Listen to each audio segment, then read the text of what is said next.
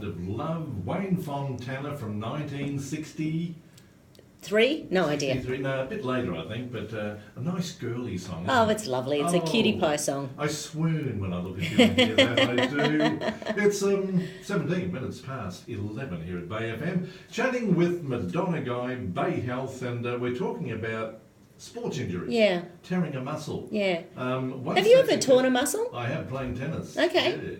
Whereabouts? I love tennis. Not anywhere you can't mention? Can't mention. No, my right calf. Yeah, okay. And it was treated for, best part of probably, I'd say, a good 5 weeks. Yeah, okay. Physiotherapy 3 times a week. Yes. It was extremely painful. Could hardly walk. And what did the physios do? Was it stretching? Was it massage? Was it needles? They put those electrodes on me. Oh, yeah, okay. Initially, and that went on for quite a while. Then massages. Yeah. And slight stretching. Yes. On crutches for a while. And all I did, and it's my fault, I did not stretch up and warm up before a game. Yeah. And I raced into the net, backhand, cross court. I should be a commentator. And I felt it go. Yeah. It was, A few years terrible. ago, one of our mates, Noobs, he decided after 20 years he'd get back into soccer again. So there he is at 45 years old, runs out onto the thing, pulls a muscle, runs straight back off again. You can't Didn't do he? that. He thought, I can do this. Actually, I've got a Anyway. mate who's currently torn an Achilles, and I was saying we're riding this year over in Europe, and he said, I don't know, mate, I don't know. Yeah. And he's got this Achilles, which he's having a lot of troubles with. Yeah. So, yep, the older you get, the Yeah. harder it is to repair. And I think stretching is such a huge part. Once the pain and swelling is down, stretching, if you don't stretch, your ligaments and tendons are going to stay too short.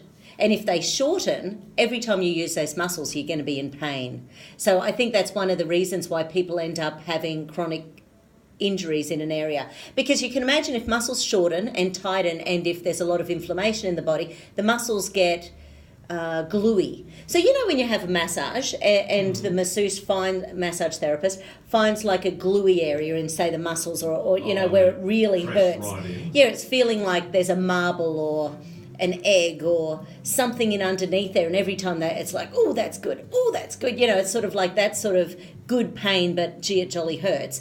Well, that's sort of excuse all the vegetarians out there, but it's like the gristle in meat. So we're building up gristle if we're not allowing the muscles to relax and nourish and heal properly. So when you've got an injury, you can imagine there's a lot of extra blood supply, nerve supply, lymphatic supply that's supposed to be bringing nutrition to the area to help it to heal. So if we do things that stop that blood supply to the area, then sometimes it just doesn't heal properly. I can remember when my kids were swimming with the Acacia Swim Club when they were based at Chandler. A wonderful man who was the coach, he coached Susie O'Neill, Bernie Wakefield. Yep. And quite often you'd see him with a butterfly who'd done a couple of 100 metres, get out, massage, back in the water, but he would find that knot. Yeah. And he'd put the thumb in and be excruciating for the kid who was training. And Yeah. quite common. Yeah. Repetitive. It's got to have an effect on your body. Exactly. And with that RSI type area, when you're finding those spots, sometimes if a massage therapist will put pressure on a specific point, say in the shoulder or the neck or the leg or somewhere, they can be referred pain. So sometimes if you go to a good therapist, you might be getting pain, say, in your left shoulder blade, but then when they're doing, say, an abdominal massage, they find something going on with the gallbladder. So a good remedial massage therapist will go, oh, gee, I know this is going on your shoulder and that's where you're feeling it, but the problem is actually somewhere else, because we get a lot of referred pain in the body. Well, I was just reading, speaking about the muscle contracting and never coming back to its full length. Yeah. Cadell Evans, I've just read his biography, which was a fantastic book. The cyclist? Yeah, right. He had quite a lot of falls, bad falls, to the point where when they set up his bike, and he'd have the best mechanics, they'd set up his bike, well, one brake lever had to be higher than the other because his right arm or his left arm would not reach as far. So he was permanently damaged. Yeah, okay. Still a champion, but... yeah. And I suppose scar tissue will tighten things as well. So if we actually end up with scar tissue in areas, then there's not a lot that can be done about that. And I suppose if we have breaks and that sort of thing, so therefore we have operations and anything that has that sort of tearing to that level that can take. Once you get cut by Yeah. a surgeon, it's never the same. Yeah, it's sort of, because even just imagine, okay, let's go into the weird area for a minute. Imagine your acupuncture points all over your body. For people who believe in the etheric and that sort of stuff, and let's face it, acupuncture's been around for 8,000 years. Yeah. So there's acupuncture points all over the body, all over our head, our arms, our torso, our legs, our feet. So if you actually have an operation where they move the skin or move the tissue or adjust a muscle, you can be moving your acupuncture points, which means in theory you can be slicing, so to speak, an acupuncture meridian from one spot to another. The nerves. No, it's not quite. It's more the energy. So, for example, just thinking about belly button rings for a sec. So people who get their belly buttons pierced.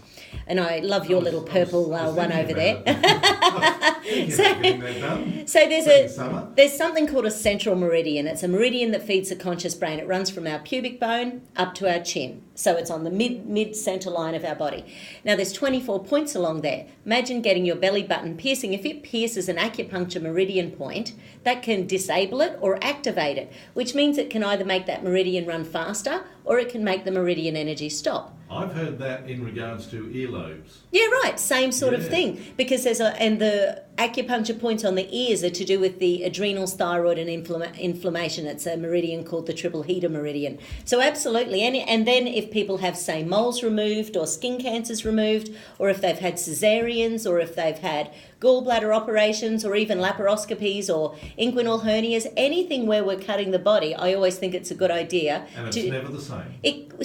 We need to reboot those energy systems if they're out of whack. And sometimes, how can you do that? Well, either with kinesiology or acupuncture or something like, even Reiki, it depends who your therapist is, who you trust. So, but something like that to move that energy. So I had a lady, this one's sort of weird, she was postmenopausal and had a reduction. Yep.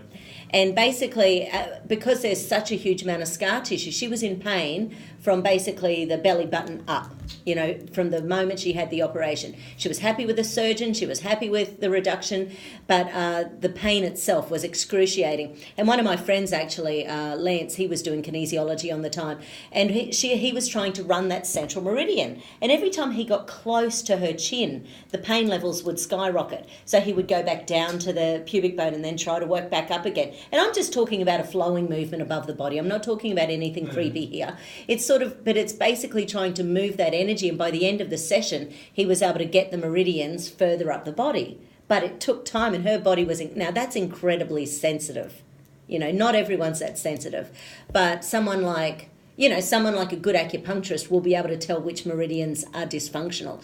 I think it's just one of the things to check out. If you've had an operation and you haven't felt the same since, then it could be something where one of the meridians is blocked or the energy system hasn't quite rebooted again. I've got a friend who had back surgery, lower back, which is quite common.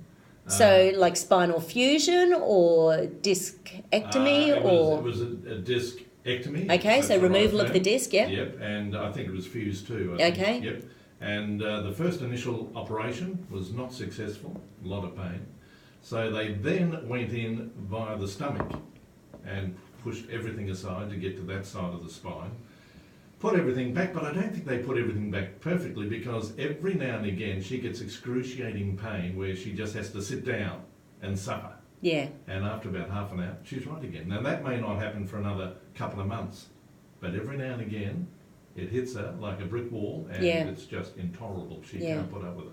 So she might have ended up with some scar tissue, say, fusing some of her organs together. That's or what she reckons. Yeah, And once again, there's not a heck of a lot you can do about that. I suppose I have used frequency-specific microcurrent, so that could be, so that is a process. It uses a machine that has different frequencies for different parts of the body. So there are frequencies for scar tissue. So when we have softened people's scar tissue in the past where it's just been... Yeah, that's right. Yep. So that's just a thought. Because there's not a lot you can do for scar tissue, although Rob did some acupuncture on my feet yesterday. First time I've had acupuncture since I stood on the glass 3-4 months ago. Oh, that's right. And he put them into the scar, because my feet have been sore. Oh, man, I felt it. He nearly got knocked out. One of my feet just flipped up and nearly knocked him in the chin. I could give you a foot massage. After we finish our green tea. We're chatting with Madonna Guy here at Bay FM, heart and soul of the Bay. We're live, we're local. It's 28 past 11. We'll be back shortly.